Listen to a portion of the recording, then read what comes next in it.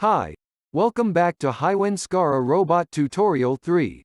We will learn basic instructions such as I/O, timer, counter, if-else statement, and wait command. In a typical control system, the robot is connected to an upper control such as PLC.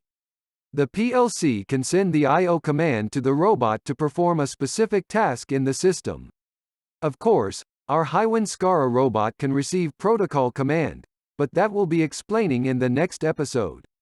The wiring can be NPN or PNP, based on the user's requirement. The programming environment in Caterpillar is similar to C or C++. You can implement a timer and a counter in the logic. As you may notice, before starting and ending a timer, the wait sec 0 command is added. This is to stop pre-reading by the continuous path trajectory that we explained in the last tutorial. The counter can be used as a process memory, sometimes a state machine value. If-else statement can be used for branching the logic selection. In this case, if n is greater than 0, the robot will move to point 0 instead of point 1.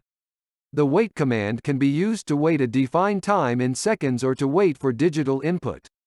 Okay, let's look at the actual program. The program combined all the instructions we learned just now. It begins from a homing position, P0, then waits for digital input to be true. Next, timer 1 will be started. If digital input 2 is enabled, it will go to P1, else, it will go to P2.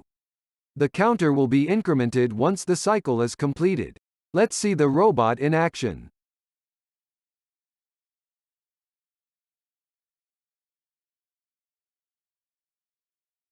We can simulate the I/O in the software instead of the actual wiring.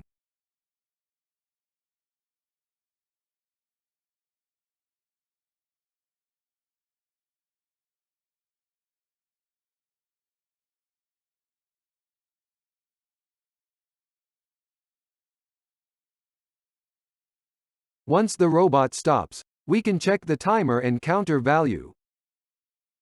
Okay, I hope you learned something today. See you in the next video.